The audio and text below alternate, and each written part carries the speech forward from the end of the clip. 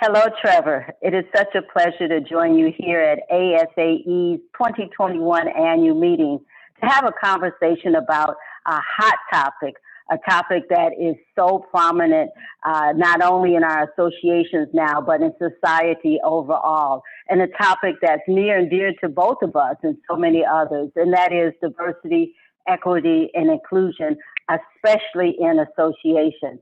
So, Trevor, why don't you introduce yourself first to the audience, and I'll do the same. Well, Cie, I thank you so much. I am excited for our conversation today. As we mentioned, my name is Trevor Mitchell. I am the Executive Director and CEO for American Mensa and the Mensa Foundation based here in Dallas, Texas. But I'm also the co-chair of this year's ASAE Diversity and Inclusion Committee, continuing on this long string of work that other committee members have done before us and setting us up for the future. So I'm excited to share and explore what our committee is doing in the grander scape within ASAE. Excellent. So glad that you're joining this conversation, this dialogue. And I am Cie Armstead. I am currently the Vice Chair of ASAE's Research Committee and chairing the task force on that research committee. And in my day job, I will soon be starting as the Director of Diversity with the American College of Surgeons. So let's jump right into our conversation, starting with putting a spotlight on ASAE's strategic plan, and particularly the parts that pertain to diversity, equity, and inclusion. DEI is interwoven throughout the 2020-23 strategic plan, and I'm going to take just a couple minutes to provide an overview of what that looks like. Hopefully many people in our audience, they're familiar with ASAE's strategic plan. The DEI components are explicitly stated as one of 5 pillars that ASAE's future is built upon. Additionally, being diverse and inclusive is included as part of the culture and core values that are expressed in the strategic plan. Then in the strategic plan's goal 1, and that goal 1 focuses on association CEOs and C-suite leaders. A key strategy is to support expansion of DEI across member organizations. Then in goal 2, the leading strategy under goal 2 is to cultivate a diverse, inclusive, and global community of leaders. And in the third goal, the strategies include providing opportunities and pathways to support diversity among association leadership. And then, most importantly, at least in my perspective, the 3-year strategic plan specifies what outcomes will be examined. And that's basically looking at where's the impact of these DEI strategies and tactics. And 2 main outcome areas are articulated in the plan. One is diversity of volunteer leadership. And then secondly, how are the volunteers experiencing inclusion? So that the DEI principles and practices are throughout ASAE's strategic plan. So Trevor, as the incoming chair for the DEI committee, you've had an inside track on how ASAE members are engaging with diversity, equity, and inclusion in their associations. From where you sit, what are 1 or 2 aspects of DEI in the strategic plan that you think will be particularly relevant to ASAE members? That's a great question. The first thing I really would like to say, and it hits on what you really started the conversation on regarding the strategic plan, is how it is interwoven throughout the entire strategy for ASAE. It's not just one segment here, one piece there. It truly is a fundamental pillar that everything is built off of, as well as into each of the 3 core areas. And that was by ASAE's design, that is part of the DNA of the organization. And what we see as a committee is a lot of associations are struggling with how does DE&I incorporate. A lot of them have started either various position statements or created committees or started task forces that are working on these efforts, or will have a separate standalone initiative regarding DE&I. But where DE&I really starts to take traction is when it's fully integrated. And ASAE is doing an amazing job of being almost a case study for associations on how we should look at this. I think it's extremely exciting because we haven't seen that before. Some associations are doing it out there and have been great doing it, but we don't talk a lot about it. And so that's where we from the committee are really excited and applauding ASAE efforts to put it at this level. I think as members, we can see how that all comes together and how we might be able to put this in our own organizations where we might struggle. The other area that I think is really important for us, and it's interesting, it wasn't actually a dialogue between the committee and the ASAE board when they're creating the strategy, but in the most recent diversity inclusion strategy that the committee was working off of, one of our 4 areas was that top level CEO commitment. Yeah. And we see that being brought into ASAE's overall strategy with an element in there in DE&I. And anyone who has been paying attention to the DE&I space globally knows that it's important that you have that top-down support. And in associations, as we try to gather everything, put all these pieces together, where we're jack of all trades to get all these pieces of details, knowing that ASAE is going to look at that from a DE&I perspective as well to help support those leaders, particularly as it flows into the rest of the organization and help them be successful, is extremely important. I think we as members are just seeing the beginnings of that from ASAE, and now it's how does that move forward? Where does that go? And it creates opportunities for the research task force you're leading, the committee I'm leading for ASAE, and then what other parts of ASAE are doing holistically. So it's really exciting time to see that and how we can learn from what ASAE is doing. Excellent. I totally agree. And, that top-down strategy is essential, and it's also necessary that middle management level, basically the frontline implementation part of an organization, is key, that they also are brought aboard and feel included in the process, because that's where the rubber meets the road, if you will. So it takes both parts of that. And I do believe that what we see in ASAE's strategic plan, how it's incorporated at several phases of an organization, makes that possible to have it at the top as well as on the front line. Thank you, Trevor, for that response. Absolutely. And I completely agree with what you're saying. And I think we see that also in that third pillar of pathways for association members, because as we build it into those middle level, even entry level positions, as they grow in their organizations or in our community, we keep building it from the bottom up. So it's a holistic approach, top down, bottom up, but all together for all the most important and right reasons. So Trevor, moving on in our conversation, also wanted to hear more about what the D&I committee has been doing recently, what you're focused on in the near future. Can you give us a brief overview of the work that you're doing with your D&I committee? Oh, brief. Let's see how well I can do that. But I'm happy to share. So as we know with DE&I, it's a constantly evolving topic. Things continue to come up, new research that we see from various entities. And so that really impacts us as a committee as well, and what our association members need, what the committee can do, all these kinds of things. One of the biggest things for us that has been this, now that ASAE has included DE&I into their overall strategic plan as a foundational element, as we just talked about, it's making the committee reevaluate and understand what is its role going forward. In the past, we have set a strategic plan for DE&I, carried it out, and worked with committees, but now we're seeing so much happen across the organization holistically. The committee can't support that, but in that capacity. So how do we evolve? How do we continue to guide that? So we're really focusing in on what do we look like now in this next evolution for ASAE to help drive that DE&I conversation, information, everything forward.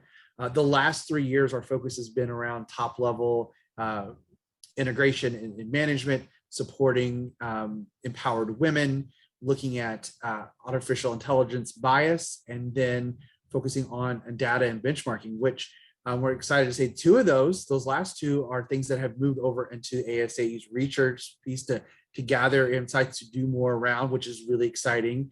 We've done a great pathway on the empowered women with some online series. We have new articles coming out from the committee members who are engaging women of various racial, ethnic, organizational backgrounds to share those experiences. So we're seeing some stuff there, and we're still continuing to listen and build upon that CEO group.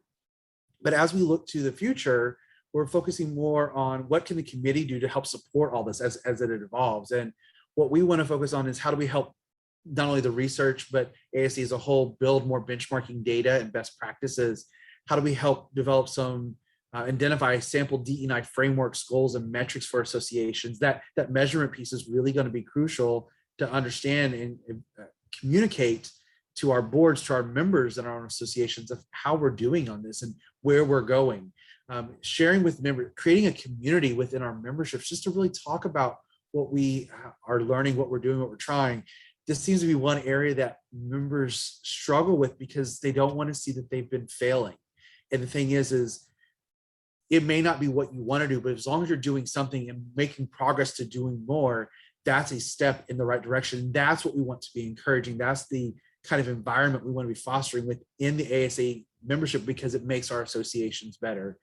And then how do we help them prioritizing needs around DE&I? So that is the committee shifting its focus a little bit, but leveraging the strategic plan by ASAE and the various things that the Research Foundation is putting out, because it helps the work we're doing and creates this holistic environment around DE&I.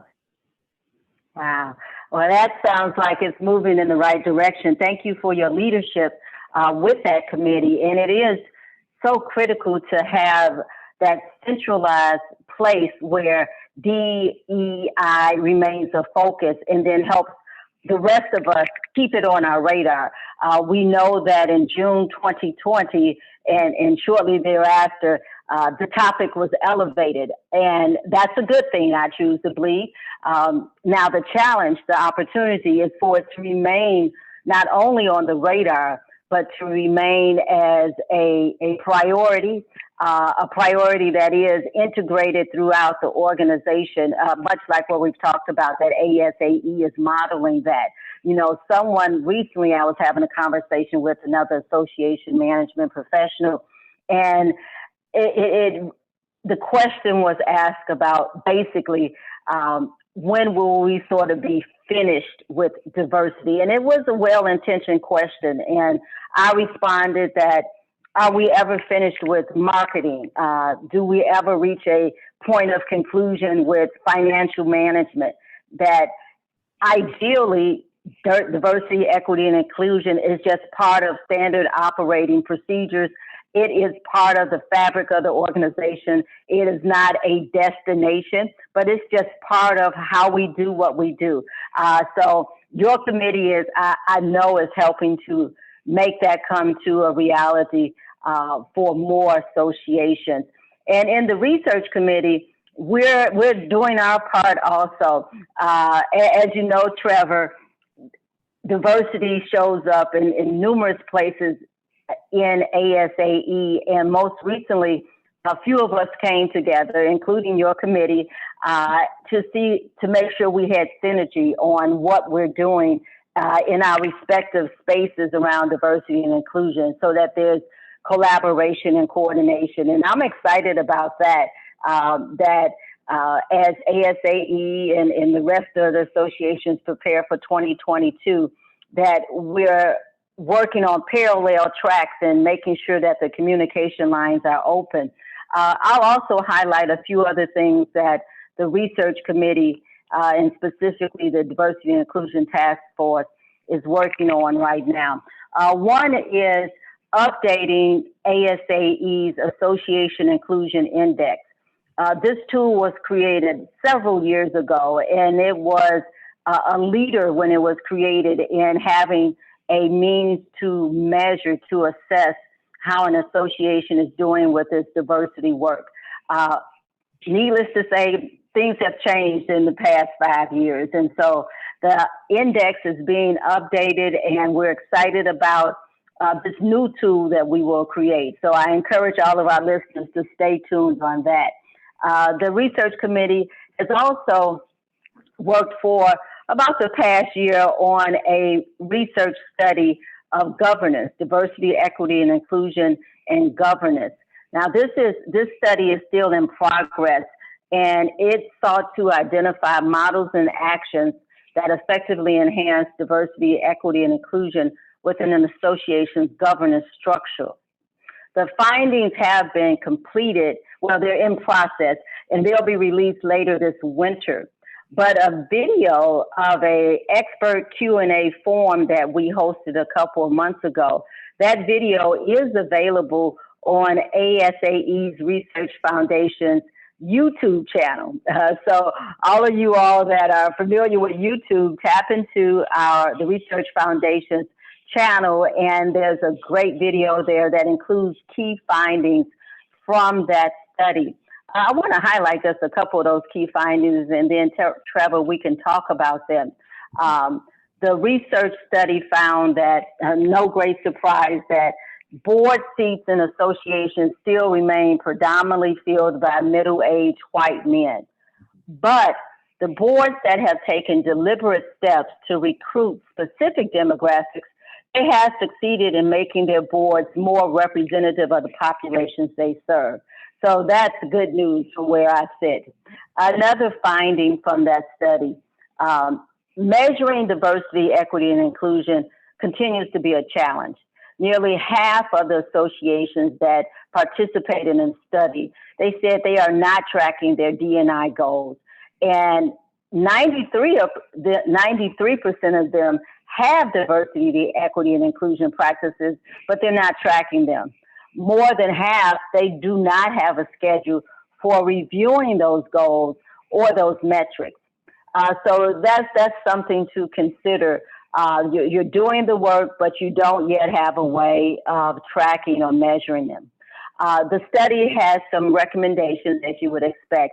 A few of the recommendations include aligning the diversity, equity, and inclusion definitions, goals, and measurements, so that there's a common understanding in the organization on what DEI means for that particular association, and then regular tracking of the progress.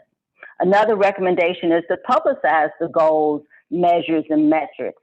This helps to support accountability and momentum with the work. A third recommendation is to connect the D&I goals to money.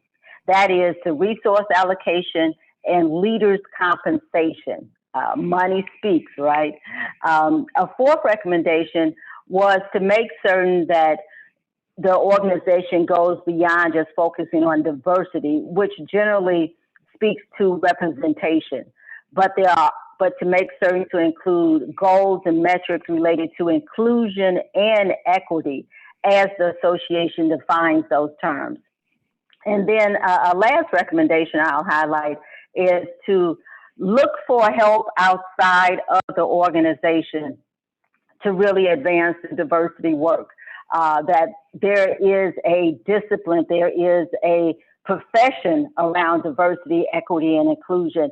And generally in associations, that level of expertise may not be within the organization. So look to external expertise to really advance the work.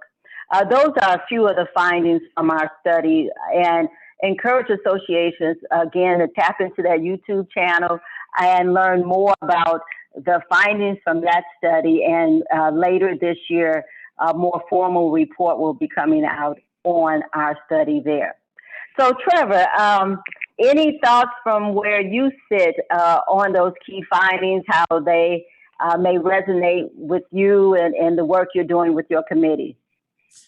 I mean, if you didn't notice, I was shaking my head yes a lot through that entire thing. A couple of points that really jumped out at me, and I think it's really exciting to see that the foundation is investing research into this, is around that metrics piece. It is very difficult, and individuals and organizations don't know how to measure that without feeling like they're tokenizing individuals or they're just counting heads. And I've had conversations with people saying, it's not about how many women you have, how many people of color do you have, how many LGBT individuals. It's not about that. It's about measuring the inclusiveness of it, how your processes are ensuring that there is equal representation and equal access to those kinds of things. So a lot of that is where our committee, as we're focusing on 2022, is going, where should we focus? And that's how we came back to those ideas of, what are some of those best practices? What are some of the specific small little metrics that you may think about as you start to implement this?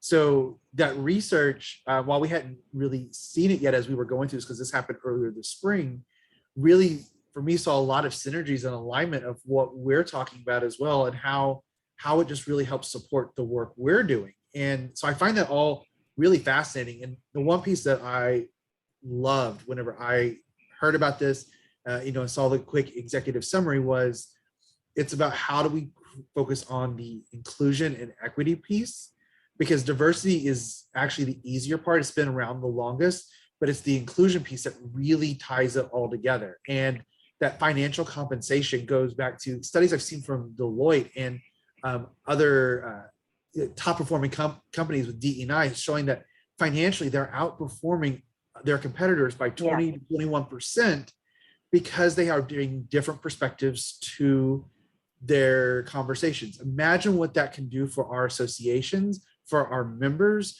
for the industries we serve. Creating that kind of opportunity, those kinds of advancements, are what associations are all about. So infusing this gets me really excited. I'm trying not to jump out of my chair right now, because it just excited that we're going down this road. So when I think about and reflect on what you're sharing, that's what resonates with me, and what I'm hoping that we can continue to bring on our committee to support the research of the foundation, but also support ASAE and the members within ASAE in this DE&I world. Wow. Let's hope that's contagious excitement. I know from my very biased perspective that it is exciting, at least from where I sit. But of course, I live this day in and day out. But it's encouraging to see the sustained focus on this topic and the focus on outcomes for so long. And this was appropriate for this time as this work has evolved. For so long, the focus was on activities. What are we doing? That's important. That's the first step. We have to do something first.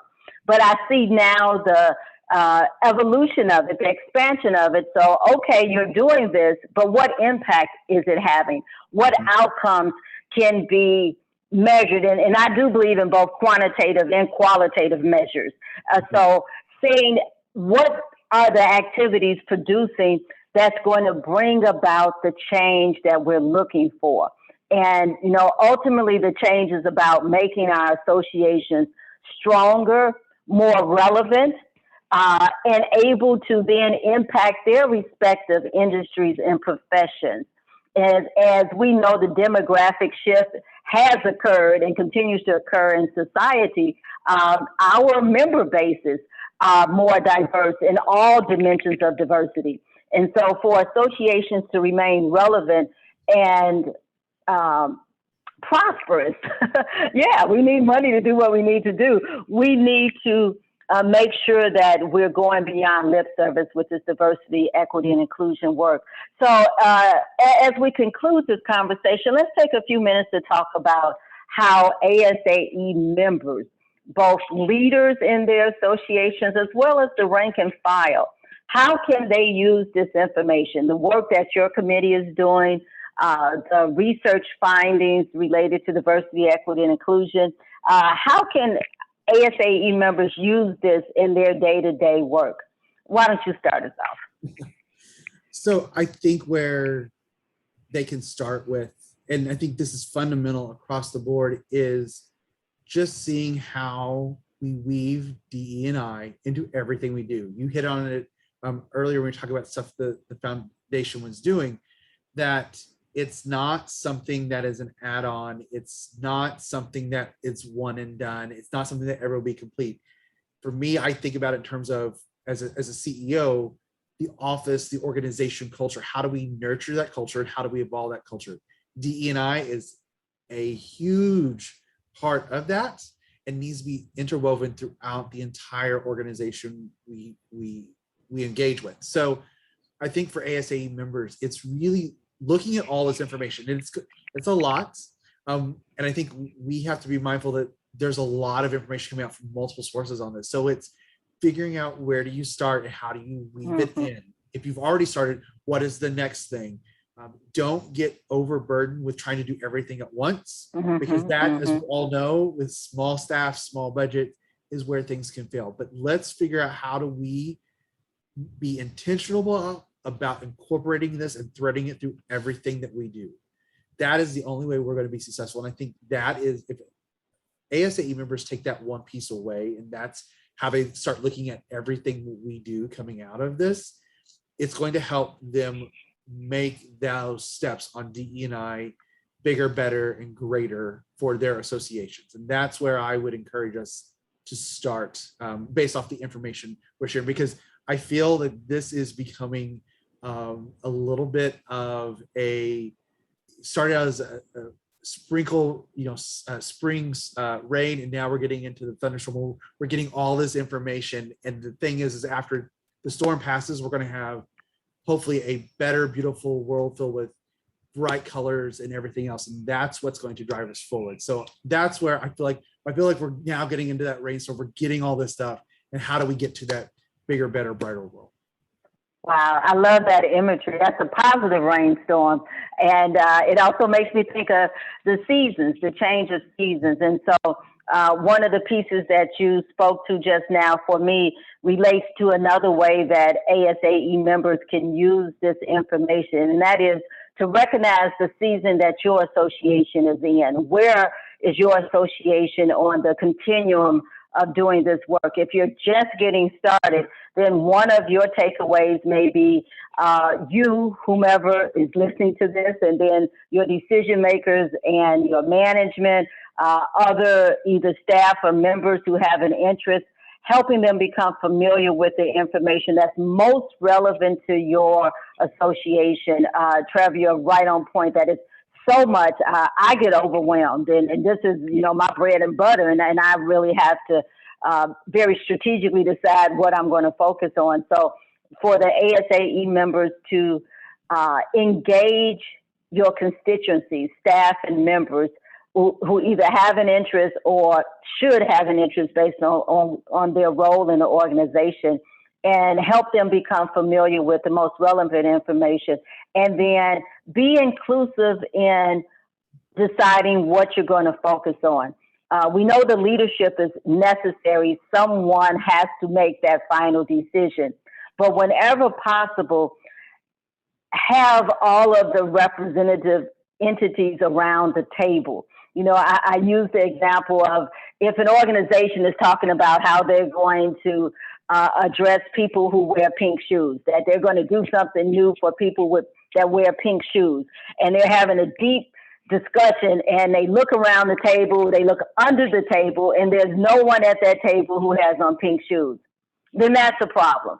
So as much as they can, as they're starting to see how they're going to be move forward from whatever season they're in, from wherever they're at, make certain to be inclusive of those individuals and entities that are most directly impacted by what you're doing. I'll offer one other suggestion for ASAE members who are looking at how to engage with this work for their own organizations. I would say identify one pain point or one missed opportunity, one place where the organization has a need. And again, bring in different perspectives to see how looking at it through a diversity, equity, and inclusion lens might help to address that challenge. For example, association I worked with a number of years ago, like so many associations, they were looking at improving their membership recruitment and retention. And they very creatively created a membership committee called MAD, M-A-D. We love our acronyms. And MAD stands for Membership and Diversity. That they recognize that a key to improving membership recruitment and retention was to focus on those members who were underrepresented. So identify a pain point in your organization, and with some inclusive creativity, I pretty much guarantee you that in some way, diversity, equity, and inclusion can help address that pain point. So I believe we may be at our 20-minute mark. Trevor, any closing thoughts? The only closing thought I have is this has just been a great opportunity to have this conversation and share in a small fashion what both of our committees are doing right now and where things are going. I think it's continuing to be exciting times, and I want to echo what you said at the very beginning. Things that happened last year really were a catalyst again in our culture, in our country. And what we're seeing now is that we're not allowing ourselves to drop the ball. And I think that is where we continue to push forward. And it's stuff like this, the research, the efforts that we're all doing is what's going to continue that momentum moving forward. So that's what excites me. That's kind of what I take away from this conversation. And I'm just excited that we got to spend these few moments being able to share that with the membership. Indeed. Well, thank you, Trevor. And I totally agree. And I just encourage all of us to continue to do the work. It is work. It can be challenging work. It can be difficult work, but it is well worth it, not only for our associations, but society overall. Thank you all for listening, and feel free to reach out to Trevor or myself if you have any questions. Take care. Bye-bye.